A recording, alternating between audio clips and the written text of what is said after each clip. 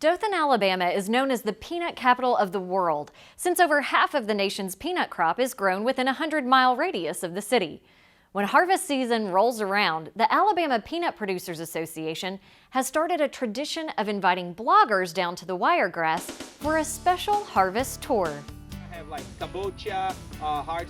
With so many cameras and smartphones at the ready, you might suspect that this group of food and recipe bloggers has run into a famous chef or a Food Network star. But the major draw at this farm-to-table harvest tour is a big goober, or rather, a lot of big goobers, better known as peanuts, of course.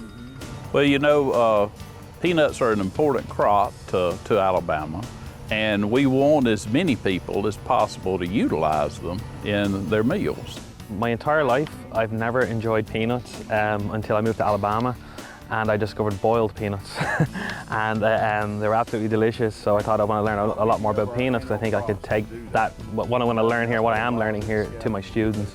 Over 3 days, tour attendees learn more about what it takes to grow one of America's favorite legumes, directly from researchers and farmers.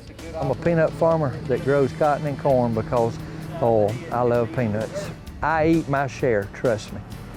Kerry demonstrated peanut harvest equipment, including the digger shaker inverters that are used to get the peanuts out of the ground, and combines, commonly called peanut pickers.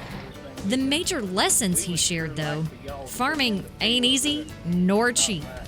If we put new tires all the way around on that tractor today, we're looking at $14,000. It takes so much to keep us in business. We have to trust in the good Lord. And attendees really took those lessons to heart. You know, standing in a peanut field here and eating some raw peanuts, you know, it's really, really interesting to kind of see the flavor profile of the peanut now before it's cooked too. So really learning a lot. While peanuts were the unrivaled star of the show, the tour covered all the major food groups, as researchers at the Wiregrass Research and Extension Center also discussed raising cattle and the importance of honeybees for pollinating vegetable crops. All of that is going to help me help other people that don't know how to cook well, which is my goal. If you read part of my mission, it's to bring out the domestic diva and everybody, to just help families get back to cooking. While a major objective of the event is for bloggers to be inspired to share more recipes featuring peanuts, the greater goal is to build relationships.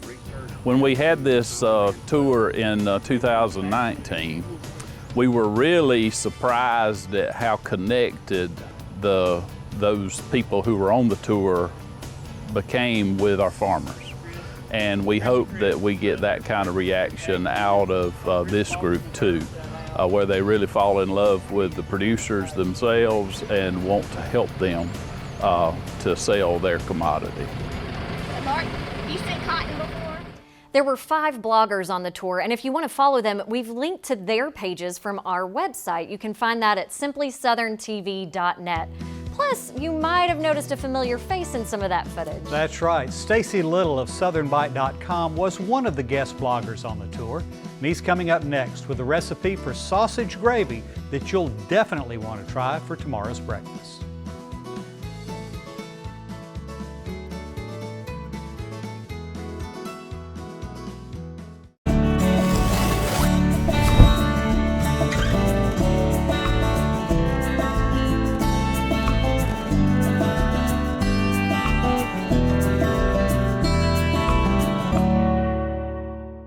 Welcome to Alabama's Smart Yards. We're creating beautiful landscapes that protect natural environments. Today, Mallory Kelley will talk about seed starting.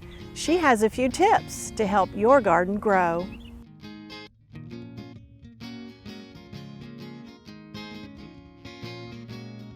Growing from seed can be very rewarding. Not only is it economically beneficial, but it can provide much more variety for your garden. Purchased seed packets are ready to germinate, but oftentimes soaking seeds overnight will increase your germination success. Sow seeds indoors in late winter to get a jump start come spring. Heat mats and grow lights are needed for indoors, which can be expensive. Make sure you calculate the germination time and days to maturity before sowing. Otherwise, your transplants may grow too big before the temperatures are right to plant outdoors. Summer and fall seeds can be sown directly in the soil of your garden. Prepare the soil and fertilize before planting. Your biggest challenge will be even and consistent irrigation to keep the soil and seeds from drying out. Plant seeds to a depth of 2 times the diameter of the seed. This can be tricky with really tiny seeds. You can purchase seeds that are pelletized for easier handling and better plant spacing. For more even seed spacing and less thinning after germination, mix tiny seeds in cornmeal and sprinkle the mixture in the prepared bed. Another method to increase seed germination and even plant spacing is to create a seed gel. Heat water, not quite to a boil. For every cup of water, mix in 2 tablespoons of cornstarch. Continue to stir until it forms a gel, about 3 minutes. Once the gel is room temp, mix the seeds into the gel and pour into a zip top bag. Then pipe the seed gel into the prepared bed and lightly cover with soil. I hope these tips increase your seed starting success for next season. What we eat, what we wear. It all starts somewhere. And if it's good, it usually starts with a farmer. And that somewhere is right here in Alabama.